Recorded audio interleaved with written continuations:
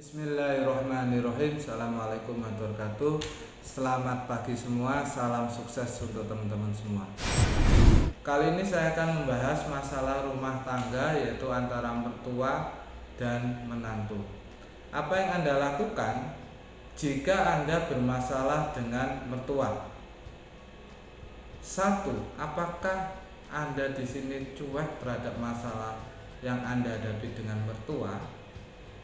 Atau di sini Anda melaporkan kepada suami Anda bahwa perlakuan dari mertua itu sangat menyinggung Anda? Atau yang ketiga, pada saat Anda bermasalah dengan mertua, Anda mencoba menyelesaikan masalah Anda dengan mertua.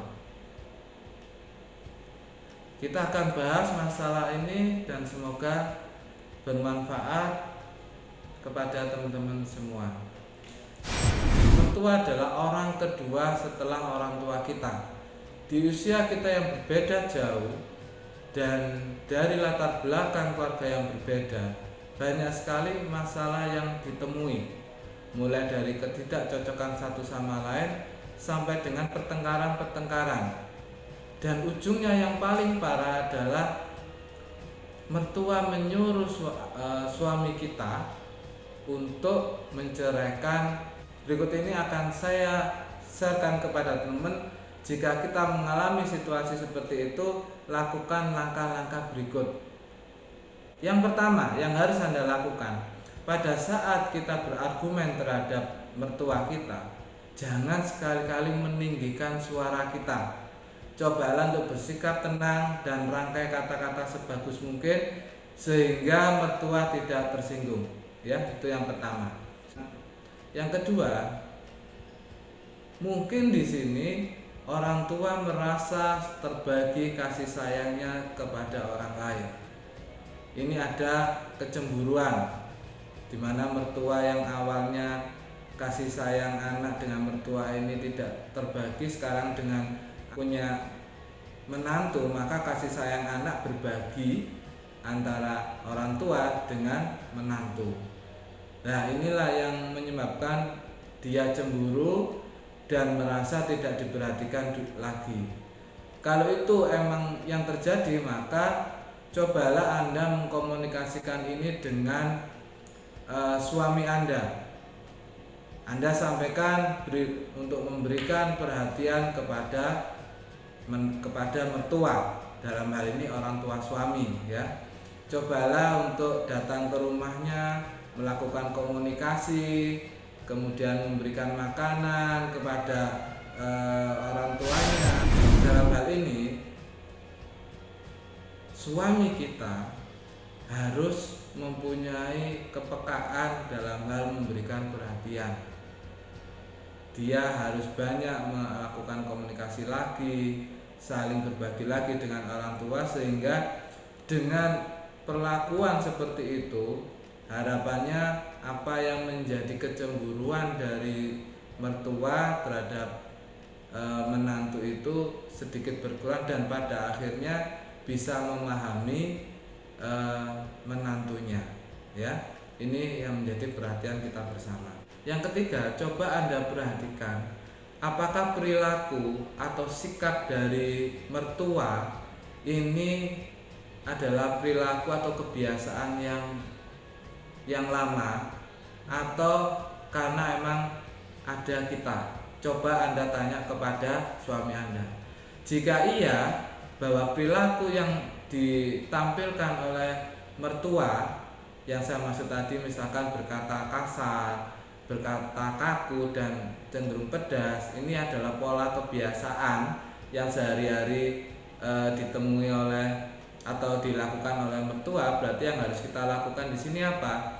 Ya kita harus sadar bahwa kita tidak bisa mengubah perilaku dari orang tua. Maka yang harus kita lakukan adalah kita harus menjaga sikap dan menjaga jarak dengan mertua dan selalu untuk bersikap baik dan sabar.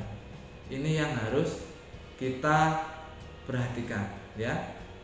Yang keempat yang menjadi perhatian kita, seberat apapun masalah itu, yang saya maksud di sini adalah masalah dengan mertua, jangan terlalu sering menyampaikan atau curhat kepada suami Anda bahwa mertua Anda orangnya kasar, bahwa mertua orangnya tidak mengerti, bahwa orang tua itu cenderung selalu mengkritik. Jangan terlalu sering Anda curhat hal seperti itu kepada suami.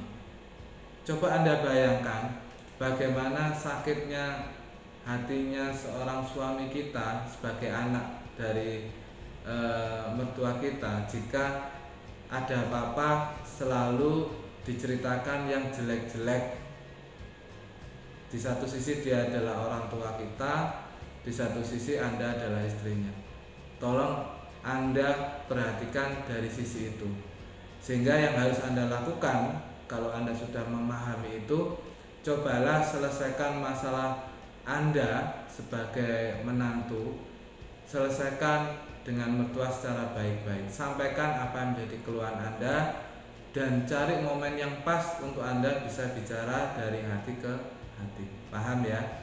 Jadi jangan terlalu sering bercurhat atau mengutarakan hal-hal yang sifatnya negatif mertua Anda kepada suami Anda. Yang kelima yang harus Anda lakukan adalah lakukan langkah perbaikan diri. Ini yang mungkin lebih bagus yang harus kita lakukan ya. Bila kita dikritik sama orang tua atau menantu kita, ya kita mengambil suatu manfaat yang positif. Misalkan kita kurang perhatian sama keluarga kecil, kita terima.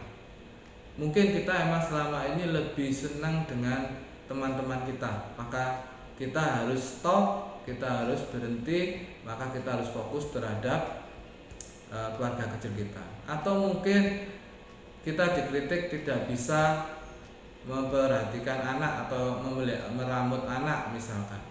Yang harus kita lakukan ya kita harus belajar lagi bagaimana menjadi seorang ibu yang bisa merawat anak. Ini kita harus koreksi diri sehingga pada saat anak itu mandi kita bisa memandikan, dan kita juga pada saat makan kita juga bisa menyuapi dengan benar. Ini yang menjadi harapan dari mertua itu kita bisa melakukannya.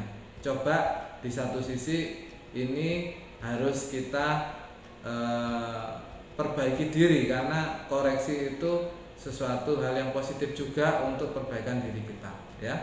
Yang keenam, ini yang paling penting di antara nomor 1 sampai 5. Yang keenam ini adalah poin yang penting, coba Anda perhatikan bahwa masalah yang kita hadapi dengan mertua ini adalah terkait dengan hati. Maka yang bisa membolak-balikkan hati itu adalah Sang Pencipta, Allah Subhanahu wa taala. Dia bisa menjadikan hati yang kaku menjadi lembut, hati yang kasar menjadi halus. Ini adalah perannya Allah Subhanahu wa taala. Maka berdoalah, meminta ampun kepada diri kita. Yang kedua, memohon supaya hati orang tua kita atau mertua kita itu hatinya bisa diluluhkan. Percayalah, dengan kita selalu berdoa dan dekat kepada Allah Subhanahu wa taala, maka Allah akan mendekatkan kita kepada orang tua kita atau kepada mertua kita. Ya, 6 hal tadi sudah saya sampaikan kepada teman-teman. Semoga ini bisa menjadi inspirasi bagi teman-teman. Bila Anda menghadapi masalah, Anda jangan menyerah. Ya, Anda harus bertekad menyelesaikan masalah Anda dengan baik, tenang, dan sabar. Ya, sekian dari saya. Jika Anda menyukai, Anda like. Jika Anda belum pernah mengunjungi channel kami, Anda subscribe sehingga Anda bisa mengupdate video-video saya. Sekian dari saya, Wabillahi taufiq wal hidayah. Wassalamualaikum warahmatullahi wabarakatuh. Salam sukses.